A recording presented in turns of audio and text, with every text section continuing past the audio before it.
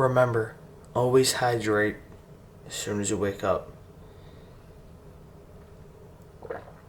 I always do cold water because it's kind of like a little bit of a shock factor. Takes your breath away a little bit. A glass of water is done. Now it is time for the coffee. Properly hydrated.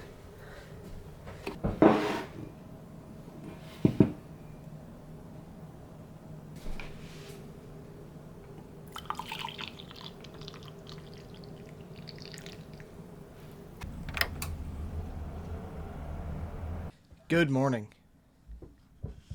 It is 6 o'clock now.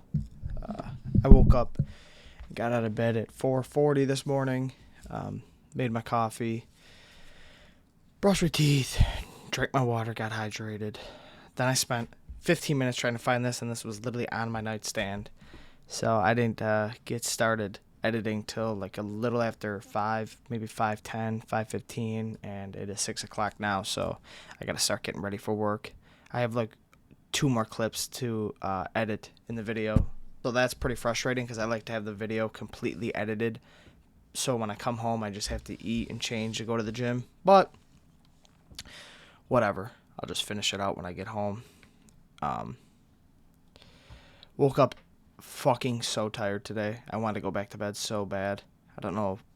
I was just like, and I went to bed early last night. I was probably in bed by 10 o'clock. And just went straight to bed. Like, I don't scroll my phone in bed or anything. And I still woke up just shot. Just fucking shot. But I'm going to go get another cup of coffee while I get ready. Get my clothes on. Get my water filled up. I don't bring lunch. I just fast throughout the day, so I just bring a big bottle of water. And just knock away the responsibilities till I can get back here and get to reading again. So, I really wish I was able to finish that video, but that's whatever. The past couple days I have been incorporating that just slamming cold water, and that definitely wakes you up. Definitely wakes you up. It's better than just room temperature. Technically, you're supposed to drink room temperature water because your body processes it better than cold water, but fuck that. The cold water that wakes you up. So, all right, let's go get another cup of coffee and go get ready to work. Check back in later. I am home and out. We got everything we needed to get done, though. We had to move some of that dirt in the rain, which was not. Got to do it sometimes. But I'm gonna have a meal early. It's 80 grams. It's not made yet, but it's 80 grams oatmeal, 13 grams PB2. I got 2 hard-boiled eggs boiling right now, and then I'm not going to know the weight of the banana and the strawberry till I throw them in my oatmeal, but that's going to be the meal. With a liquid death, of course, and a coffee. I'm going to take advantage of being home early. I'm going to finish editing my video and read for a little while before the gym. Probably go to the gym around 3, 4 o'clock tonight, so. Alright. I'll check back in a little bit. So, it is 2:30 now. I read for about an hour and 45 minutes. And I read something pretty interesting. It's talking about primitive communism, and it's talking about the originators behind primitive communism are Frederick Engels and Karl Marx, which I did not know Frederick Engels helped Karl Marx in the writing and the publishing of the Communist Manifesto, co-authored it with them. There's this man named John F. McLennan's Primitive Marriage.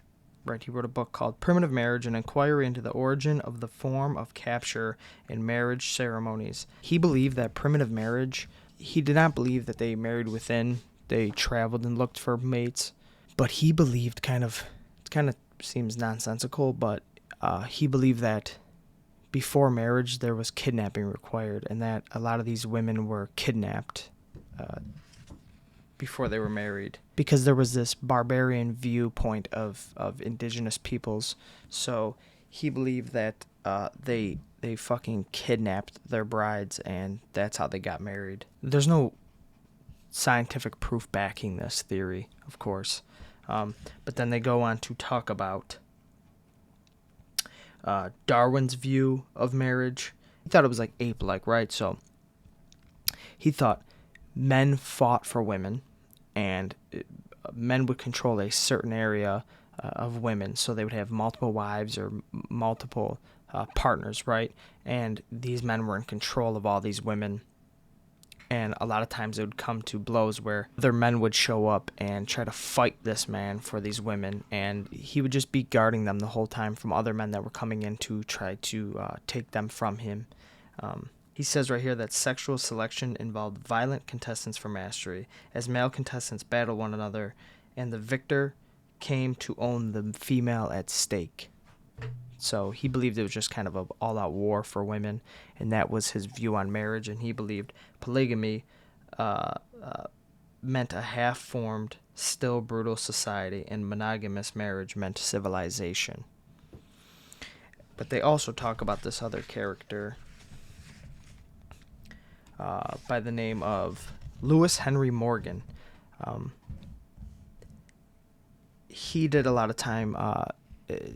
He was actually a lawyer for the Seneca, the indigenous peoples, the Seneca, and which it says in here that his role became much more problematic, which it doesn't go into detail about that, so I'm not too familiar. It says the Seneca had adopted him in thanks for his legal and political activism, though today we see Morgan's role as much more problematic.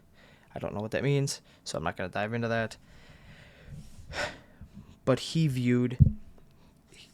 took time to study how a lot of these tribes that he was working with were actually matriarchal. And he noticed as he tried to track family trees and that, he was noticing kind of a barrier in linguistics where he would say, "Who is this to you?" And he's trying to track this, and they would say, "That's my brother." But by definition, they actually weren't their brother or their sister because there was no blood relation. So he just kind of had a hard time designating family relations there. Not to stray too far away on that. His main theory on marriage was that there pretty much was just a power struggle in the family between whether it was patriarchal or matriarchal.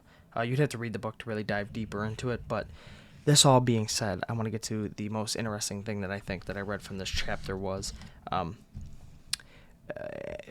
Frederick Engels and Karl Marx became popular with women because with this primitive communism theory, they became popular with women because they believed, right? They believed in primitive communism that the women had more rights, and they stated that with capitalism, it gave men the money and the power to own private land, and with the privatization of property, men were able to leverage that and leverage animal rearing and that to take dominance. And they put a big blame on capitalism causing the inventions of technology and the man's just natural will to power, that's what caused the overthrowing of women's rights in favor of the man's children in the household. Because of property and because of technology, the man's status was raised, which allowed him to do all these things. And they believed if you were in a primitive communist society that there would be no private land, therefore not giving the men the ability to rise above and to kind of force these conditions onto women, right? So their views actually became pretty popular with women, and it definitely increased women's support towards anti-capitalism and a primitive communism. Yeah, so I think that was all pretty interesting. That's how they were able to win the support of many women to conform to socialism and such. I'm gonna go eat some chicken and rice. I think chicken and rice and an apple, and get ready to go to the gym. Gonna be hitting some chest tonight, and then could probably come home and keep fucking reading because this is extremely interesting stuff. It is 8:30 right now. Dinner's done. I went to the gym. I didn't check in before I left for the gym because I was kind of in a rush. I just had to get out of here and get it, to the gym and get after it. Lift went really well, though. I did 15 minutes Stairmaster pre-lift. Then I did 3 sets of 10 reps dips, 2 sets of 10 to 12 reps seated cable fly. Last set, 5 sets of dumbbell incline. I was only going to do 4, but I added a 5th, 6 to 10 reps on that. Then I went into 3 sets. Last set, 10 to 12 reps dumbbell lateral raise. And then I went into 3 sets pin loaded dip and 2 sets cable extensions. And then ended with 10 minutes Stairmaster. Came home. This is my dinner. And these are the macros. And just ate, did my dishes, showered. And now I'm probably going to go to bed. My girlfriend isn't here, so I'm going to take advantage of that. And I'm going to sleep in the office. I'm going to pull a cot in here. Yeah, I'm a fucking weirdo. Little known fact about me. I slept on a cot in my bedroom. I moved my bed out of my bedroom and slept, not like a comfy cushiony cot like this is gonna be that I'm gonna sleep on tonight, like a I don't even know what you would call that material, like a canvas stiff ass cot. I slept on that fucker for 7 months, and the only reason I stopped sleeping on that is because Matea was coming over for the first time, and and my sisters and mom highly advised, get the fucking cot out of the bedroom, bro, and get your bed back in there.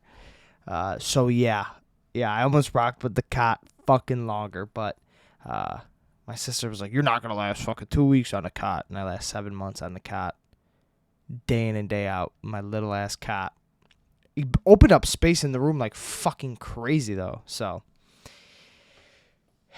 Was it worth it? Probably, because I had so much more room in my bedroom. But Matea might not have been into that.